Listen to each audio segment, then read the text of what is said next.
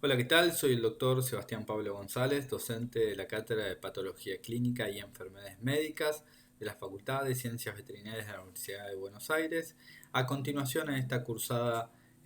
virtual de Medicina 2, vamos a ver el abordaje etiopatogénico de la insuficiencia cardíaca en pequeños animales. Muchas gracias.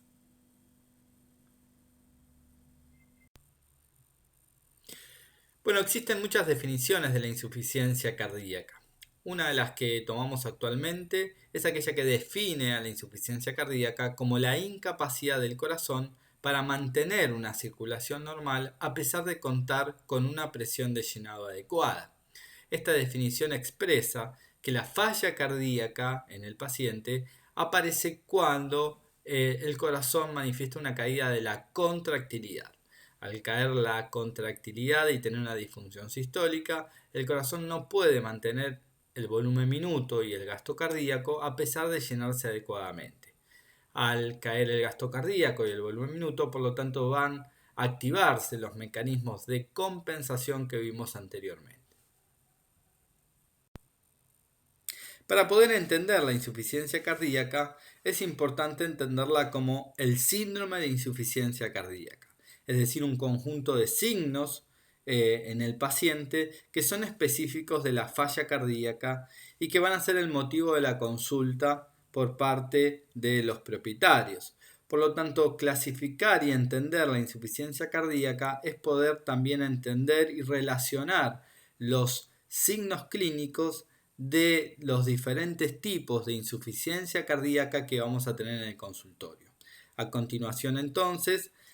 haremos un abordaje diagnóstico basado en los signos clínicos y su relación fisiopatológica.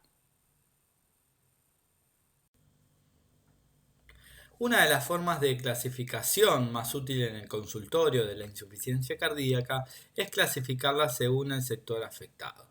De esta manera van a ocurrir una serie de eventos fisiopatológicos que van a poder relacionarse con los signos clínicos específicos de este sector. De esta manera hablamos de una falla cardíaca izquierda o una falla o insuficiencia del ventrículo izquierdo,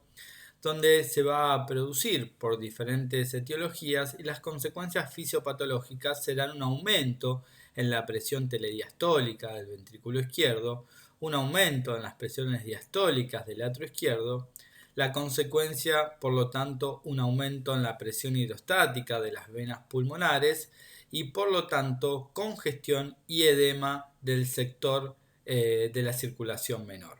Esto va a traer trasudación de líquido al intersticio y luego a los alvéolos, generando en el paciente la existencia de tos y disnea, una tos habitualmente de tipo sonora,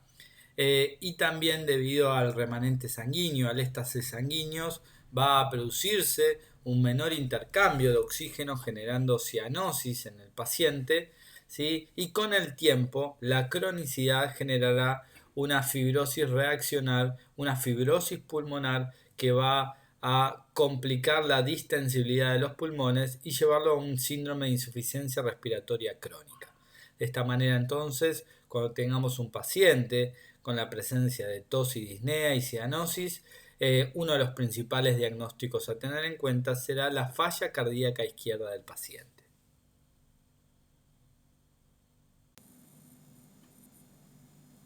Bueno, en esta imagen podemos observar la típica presentación del perro con una falla cardíaca izquierda de tipo congestivo, con la presencia de una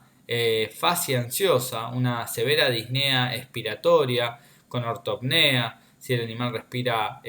con la boca abierta, con una gran dificultad de la respiración, característico de la falla cardíaca del ventrículo izquierdo, muchas veces por enfermedad mitral o en este caso por la presencia de un conducto arterioso persistente.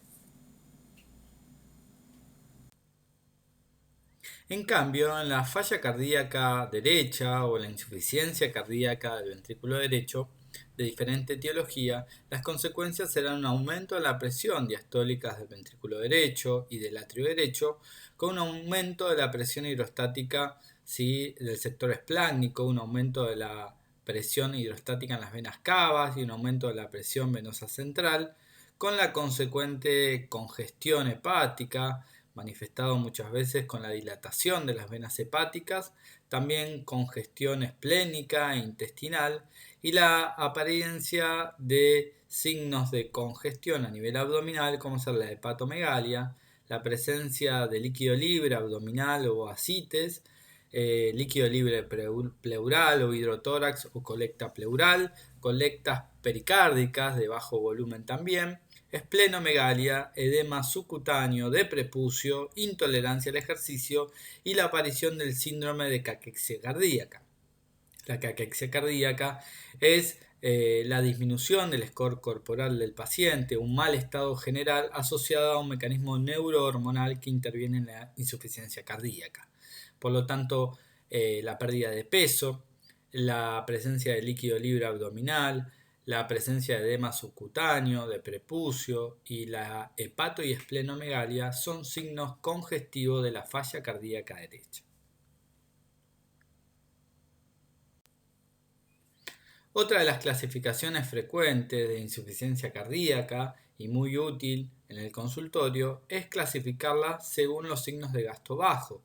Es decir, cuando el paciente presenta una falla de bomba generalizada con una disfunción sistólica severa, va a caer notoriamente el gasto cardíaco, el volumen minuto y por lo tanto la perfusión tisular. Esto generará en el paciente una serie de signos clínicos específicos que serán la existencia de fatiga generalizada, una debilidad generalizada, intolerancia al ejercicio, miembros fríos, palidez de las mucosas y ocasionalmente la presencia de síncopes.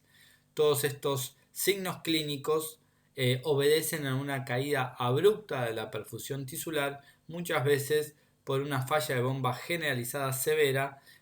como podemos ver en el caso típico de la cardiomiopatía dilatada.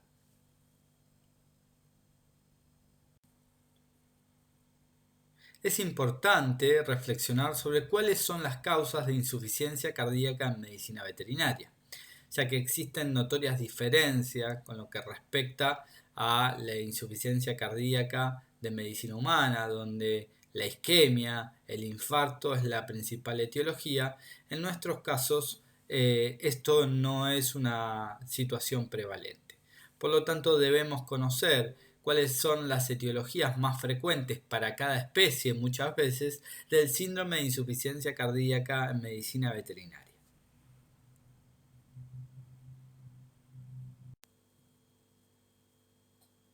Como causas generales de insuficiencia cardíaca, podemos decir que el corazón puede estar en una situación de insuficiencia porque puede no llenarse adecuadamente o puede no bombear adecuadamente. Estos serían los dos grandes grupos de patologías que generan insuficiencia cardíaca. El corazón puede tener las paredes rígidas y gruesas, como por ejemplo una hipertrofia concéntrica y por lo tanto tener una restricción al llenado, o tener una hipertrofia de tipo excéntrica, una dilatación ya cardíaca con cavidades muy grandes, paredes muy adelgazadas y por lo tanto un inotropismo muy disminuido que no le permite bombear. En todos los casos, la característica de la insuficiencia cardíaca, ya sea por cualquiera de las causas, es la caída del gasto cardíaco y del volumen minuto. Para poder entender la etiopatogenia de la insuficiencia cardíaca es muy importante agruparlas según el mecanismo fisiopatológico de producción de la insuficiencia cardíaca. Estos grupos nos permitirá poder entender cómo es el mecanismo y generalizar la fisiopatología de cada una de estas enfermedades y también con fines didácticos poder entender la mayoría de las causas de insuficiencia cardíaca en medicina veterinaria. Así podemos hablar de patologías que generen sobrecarga de volumen, como es la insuficiencia de la válvula mitral, la insuficiencia tricuspidia, la insuficiencia aórtica, la comunicación interventricular y la persistencia del conducto arterioso. Todas generan un aumento de la precarga, un aumento notorio del volumen ventricular, generando una sobrecarga de volumen y una hipertrofia de tipo excéntrica del corazón. Aquellas patologías que generen sobrecarga de presión y un aumento principalmente de la poscarga cardíaca, como la estenosis subaórtica, la estenosis pulmonar y la hipertensión arterial sistémica, todas ocasionan una hipertrofia de tipo concéntrico. Aquellas patologías que generen notoriamente un déficit de contractilidad y una caída en la funcionalidad de bomba, como ser principalmente las cardiomiopatías dilatadas, canina y felina, como caso típico de este grupo fisiopatológico. También tenemos aquellas patologías que generen una restricción al llenado ventricular, como ser las cardiomiopatías hipertróficas y las enfermedades del pericardio, como ser la pericarditis restrictiva y las colectas pericárdicas con taponamiento cardíaco. También tendremos aquellas patologías que generen trastornos del ritmo cardíaco, como la disritmia o las taquiarritmias o bradiarritmias, que van a comprometer o alterar el gasto cardíaco, modificando el volumen de llenado ventricular, muchas veces por una elevada frecuencia cardíaca patológica del corazón y muchas veces con un ritmo tan lento que no permite mantener el volumen minuto circulatorio. De esta manera, entonces, entendiendo cada uno de estos grupos fisiopatológicos, podremos resumir la etiopatogenia de la insuficiencia cardíaca en pequeños animales. En aquellas enfermedades que generen sobrecarga de volumen, principalmente como vimos, la insuficiencia de la válvula mitral, la insuficiencia tricuspidia, la insuficiencia aórtica, se va a producir un aumento en las presiones diastólicas ventriculares, un aumento en la tensión parietal diastólica o precarga cardíaca, el agregado de las miofibrillas en serie y la consecuencia, por lo tanto, será el agrandamiento de la cavidad y el adelgazamiento de las paredes. Esto va a generar, por lo tanto, un patrón de hipertrofia de tipo patológica excéntrica que muchas veces podemos identificarlos con el ecocardiograma. De esta manera, entonces, este corazón se va a ir tornando cada vez más grande, va a aumentar la masa cardíaca, va a aumentar notoriamente su cavidad, sus paredes se van a poner más rígidas y va a ir cayendo el gasto cardíaco hasta entrar en el síndrome de insuficiencia cardíaca. Este sería el mecanismo fisiopatológico por el cual, por ejemplo, una insuficiencia de la válvula mitral va a generar con el tiempo el síndrome de insuficiencia cardíaca al individuo.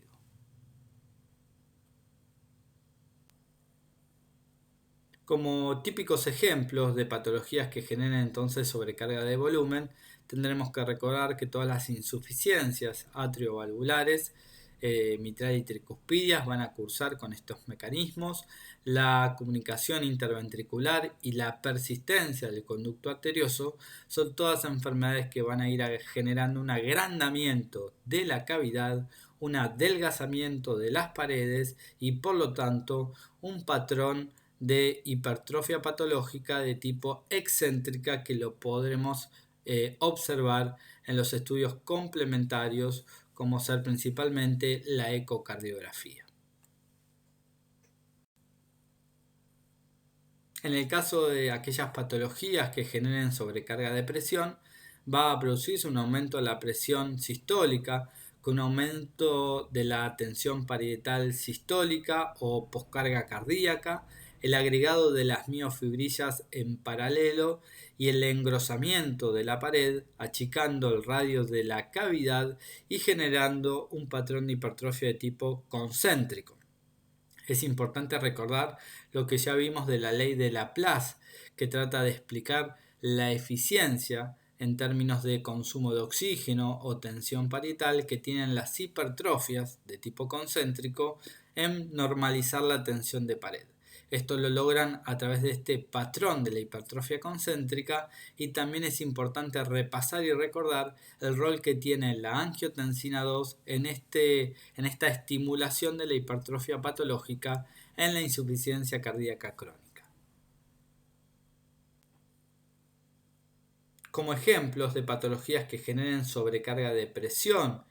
y por lo tanto hipertrofia concéntrica, tendremos las estenosis aórticas o subaórtica, la estenosis pulmonar y la hipertensión arterial sistémica, todas enfermedades que generan un severo incremento de la poscarga cardíaca con un aumento en la resistencia al vaciado ventricular y por lo tanto estimulan estos patrones de hipertrofia. También la hipertensión pulmonar primaria o secundaria es otro ejemplo de los mismos, generando este patrón de hipertrofia concéntrica donde el corazón va a engrosar su pared, va a achicar su cavidad y por lo tanto va a bajar el consumo de oxígeno mediante esta hipertrofia concéntrica, que es uno de los mecanismos de compensación explicado por la ley de Laplace. Como ejemplo de patologías que generen una disfunción diastólica y por lo tanto afecten el llenado ventricular y el volumen sistólico, tendremos las cardiomiopatías hipertróficas felinas, donde esta enfermedad está codificada genéticamente y el paciente genera un patrón de hipertrofia concéntrica o septal, sin un estímulo hemodinámico, sin un estrés hemodinámico que desencadena esta hipertrofia compensadora, sino que es un defecto genético hereditario. En el caso de también las pericardiopatías, como las colectas pericárdicas o muchas neoplasias de la base del corazón que generen colectas pericárdicas, el aumento de la presión hidrostática del pericardio va a actuar como una restricción al llenado ventricular, y si esa presión aumenta por encima de las presiones telediastólicas del ventrículo derecho y del atrio derecho, va a generar un taponamiento cardíaco y por lo tanto un colapso del sector derecho del corazón con una insuficiencia cardíaca derecha. Entonces este tipo de patologías van a generar una restricción al volumen ventricular y por lo tanto sí va a caer el volumen sistólico, obviamente relacionando con lo que es la ley de Frank-Starling. Si no aumenta la precarga, ¿sí?, no va a aumentar el volumen sistólico, por lo tanto va a caer el gasto cardíaco y el volumen minuto del paciente.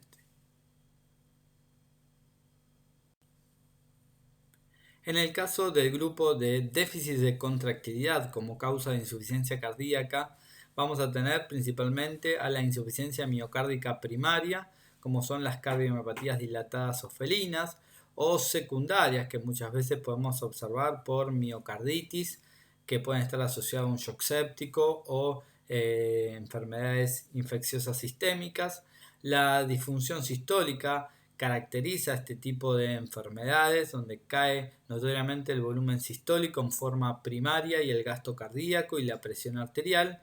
El paciente se va a manifestar principalmente con signos de gasto bajo que hacen referencia a la baja perfusión tisular, ¿sí?, y donde tendremos que siempre indagar sobre la existencia de razas predispuestas, ya que son enfermedades también de transmisión hereditaria. Por lo tanto, es una patología que habitualmente vemos en animales puros de raza gigante de más de 20 o 30 kilos, como el ovejero alemán, el mastín napolitano, el dogo de Burdeos, donde tenemos una alta incidencia de este tipo de patologías primarias de caída de la contractilidad, que son las cardiomiopatías dilatadas. En el caso de los felinos también podemos observar por la deficiencia de taurina una patología de esta magnitud, cuando no ingieren este aminoácido esencial en la dieta, va a producirse una cardiomiopatía secundaria de tipo dilatada a la deficiencia de taurina y en ocasiones también en algunos animales caninos la deficiencia de carnitina. Entonces la deficiencia de aminoácidos, ¿sí?, en la dieta de taurina puede generar este tipo de cardiomiopatías dilatadas en la especie felina y también la especie canina, siendo una de las razas por excelencia de este tipo de patologías, también la raza Cocker Spaniel, como una raza de tamaño medio que puede tener este tipo de anomalías de la contractilidad. Bueno, aquí podemos observar un corazón de un paciente con una cardiomiopatía dilatada en este ecocardiograma, donde podemos observar en un corte de eje corto del ventrículo izquierdo, podemos ver la severa disfunción sistólica que presenta este corazón, con paredes muy adelgazadas y cavidades muy dilatadas, ya sea del ventrículo izquierdo como del ventrículo derecho. Esta caída notoria de la contractilidad es lo que lleva a que el paciente se manifieste en la consulta con signos de gasto bajo, como vimos anteriormente, debilidad generalizada, miembros fríos, palidez de la mucosa y una intolerancia al ejercicio muy severa.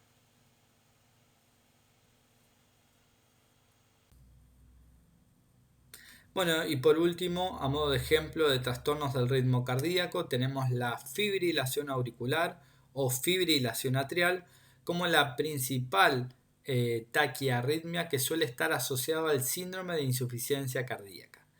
Esta fibrilación auricular se va a manifestar en el paciente clínicamente con la presencia de signos de gasto bajo, como ser debilidad generalizada, mucosas pálidas, miembros fríos, intolerancia al ejercicio. Y a la auscultación vamos a notar un ritmo cardíaco muy aumentado, es decir, una severa taquicardia de tipo irregular en el paciente que suele estar asociado a la existencia de un soplo cardíaco. También suele haber distensión abdominal por la gran cantidad de ascites, ya que es una enfermedad que descompensa notoriamente el estado circulatorio del paciente. En el registro electrocardiográfico, que es la forma de establecer el diagnóstico, vamos a observar una gran cantidad de complejos finos con una morfología aparentemente normal, pero una frecuencia cardíaca muy incrementada, y lo que caracteriza este trazado es la ausencia de ondas P, ya que se encuentran en un estado de fibrilación debido al mecanismo de reentrada patológica. De esta manera entonces la fibrilación auricular suele estar asociada a la dilatación de las cámaras atriales, que es el estímulo muchas veces que va a generar las bases para que se pueda instaurar esta anomalía de la despolarización. Por lo tanto, es importante recordar que este tipo de trastornos, al aumentar notoriamente la frecuencia cardíaca, va a acortar el tiempo de diástole y eso se va a traducir en un menor llenado ventricular, al cual se le va a sumar la pérdida de la contracción atrial que ocurre hacia el final de la diástole, y por lo tanto el ventrículo va a llenarse muy poco, generando una caída notoria del volumen sistólico, del gasto cardíaco y del volumen minuto del paciente. Otro ejemplo de trastornos del ritmo cardíaco son las taquiarritmias ventriculares. En este caso, a modo de ejemplo, tenemos una taquicardia ventricular sostenida. En este tipo de registro electrocardiográfico observamos complejos QRS anchos y bizarros, con la ausencia de ondas R y una onda T de elevada amplitud, caracterizado a los focos ectópicos ventricular. En este caso, el paciente manifiesta en el electrocardiograma la existencia de un foco ectópico de origen ventricular que da este tipo de morfologías del complejo QRS y que van a predominar sobre el marcapaso fisiológico del nodo sinusal. Este tipo de patologías suelen asociarse a las cardiomiopatías y tener una presentación habitual en la raza de tipo boxer, donde suelen presentar cardiomiopatías de tipo arritmogénicas por excelencia. La insuficiencia cardíaca en medicina veterinaria puede ser clasificada siguiendo una serie de consensos internacionales. Esto tiene mucha utilidad desde el punto de vista clínico y práctico, ya que permite unificar criterios de diagnóstico y también de terapéutica. Uno de los más utilizados por su practicidad en el consultorio es el consenso internacional de la salud cardíaca en pequeños animales, que establece una clasificación basada en 3 categorías que tienen en cuenta los signos clínicos de la insuficiencia cardíaca, si están presentes o no, y también los resultados de los métodos complementarios a realizar en el paciente, como ser la radiografía, el electrocardiograma y básicamente la ecocardiografía. De esta manera se establece una primera clasificación conocida como paciente asintomático en categoría 1, que es aquel paciente que puede subclasificarse en categoría 1A como paciente que no presenta signos específicos y además no tiene evidencia de modificaciones en los métodos complementarios. El paciente categoría 1B es un paciente que no tiene signos específicos, pero sí manifiesta a través de los métodos complementarios algún tipo de indicios de sobrecarga o hipertrofia. Esto puede revelarse a través de las modificaciones que tenga la silueta cardíaca en la radiografía o la sobrecarga que pueda manifestar el electrocardiograma, como así también las modificaciones en los diámetros diastólicos o sistólicos del ventrículo izquierdo en la ecocardiografía. La otra clasificación o el otro grupo es la categoría 2, que el paciente ya manifiesta algún tipo de signo clínico de insuficiencia cardíaca leve a moderada, es decir, presenta tos, presenta algún tipo de dificultad respiratoria o una debilidad generalizada asociada a alguna enfermedad cardíaca, y estos pacientes por lo tanto son sintomáticos y además tienen insuficiencia cardíaca de tipo clínica. El paciente en categoría 3 es un paciente que desde el punto de vista de la clínica ya tiene una insuficiencia cardíaca avanzada porque manifiesta severos signos específicos de falla cardíaca, como ser la disnea, la cianosis, los signos específicos del edema pulmonar, una ascites severa. Y este grupo de pacientes en categoría 3 a su vez se subclasifica según grupo de paciente que presente tratamiento ambulatorio, es decir, que podamos manejarlo con una terapia ambulatoria y puede irse a su casa con medicación específica para el corazón, diuréticos, vasodilatadores, inotrópicos positivos, pero que no necesite una internación, o aquellos pacientes en categoría B que tengan un riesgo de vida, un compromiso severo del estado general y que sean pacientes que necesiten la hospitalización, como ser el caso típico de un edema pulmonar cardiogénico donde el paciente deberá internarse, recibir suplementación de oxígeno, vasodilatadores, diuréticos, ¿sí? Y muchas veces requerir algún tipo de toracocentesis o abdominocentesis. De esta manera, entonces, de acuerdo al estado clínico del paciente y el grado de insuficiencia cardíaca manifestada por los métodos complementarios, podemos clasificar al paciente con insuficiencia cardíaca en estos tres grandes grupos. Otra clasificación de la insuficiencia cardíaca en medicina veterinaria es el denominado consenso ACVIN, un consenso realizado por un grupo de especialistas notables en cardiología veterinaria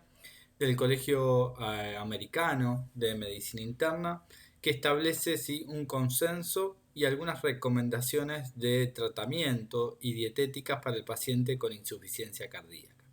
En esta clasificación al paciente se lo categoriza en diferentes fases conocidas por letras, que son la fase A, la fase B, la fase C y la fase D.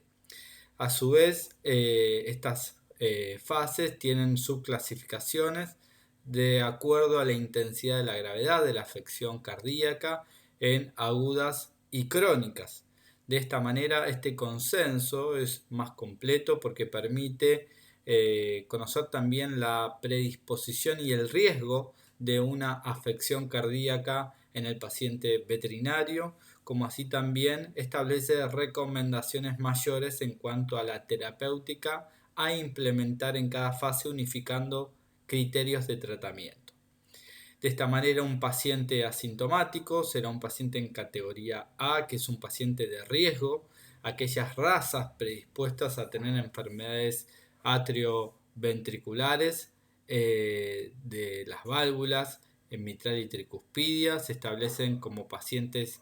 de categoría de riesgo, como son la raza Cavalier y todas las razas Toy que tenemos habitualmente en el consultorio, que son razas de alto riesgo de tener enfermedad mitral.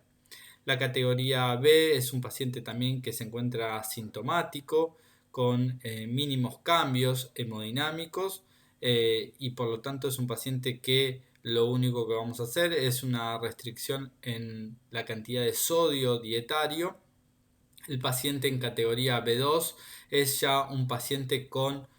cambios hemodinámicos revelados a través de los métodos complementarios como un electrocardiograma, una radiografía o un ecocardiograma, pero que estos pacientes todavía continúan en un estado asintomático. Estos pacientes ya con cambios hemodinámicos deben según el consenso, recibir, por ejemplo, inhibidores de la enzima convertidora de angiotensina.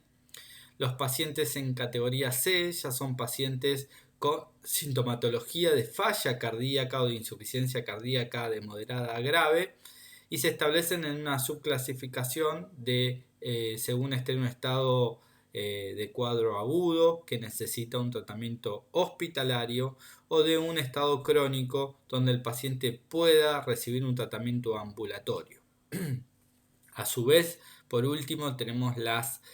categorías de tipo D o fases de tipo D, que son pacientes con un estado ya refractario al tratamiento, y esto nos permite saber que el paciente va a necesitar altas dosis muchas veces de diuréticos, vasodilatadores e inotrópicos para compensar la enfermedad. También tiene un subestadio en categoría A o C dependiendo de si se encuentra en una situación de un estado agudo, como podría ser un edema pulmonar refractario, o si tiene un cuadro ya crónico y puede ir con un tratamiento ambulatorio a su casa. De esta manera, entonces, este consenso ACVIN establece criterios de tratamiento mediante recomendaciones, donde podemos conocer cuáles son los fármacos más utilizados para cada etapa y de esta manera también conocer las recomendaciones en lo que necesitamos de restricción de sodio en la dieta del paciente con insuficiencia cardíaca. Bueno, hasta aquí hemos repasado los aspectos fisiopatológicos generales del síndrome de insuficiencia cardíaca. A continuación y a futuro les dejo para que vayan reflexionando cuáles son las diferencias que existen entre las especies canina y felina de la presentación de este síndrome clínico. Deberán repasar la bibliografía recomendada de la cátedra para ir conociendo cuáles son las diferentes presentaciones más comunes y las diferencias significativas en cada una de las especies.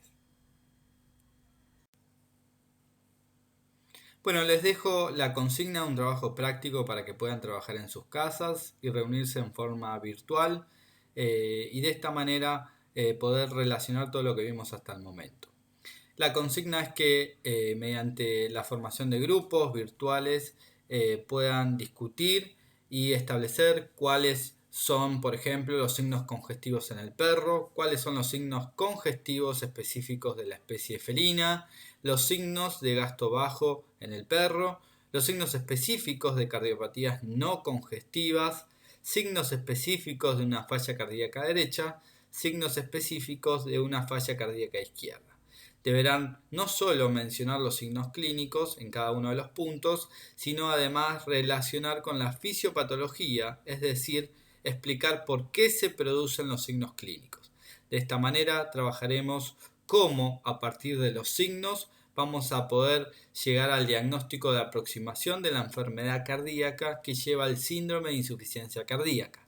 algo que hacemos habitualmente en el consultorio cuando nos enfrentamos a este tipo de patologías. Cuando tengamos la cursada presencial podrán evacuar todas sus dudas y haremos una puesta en común en cada uno de los grupos. Muchas gracias.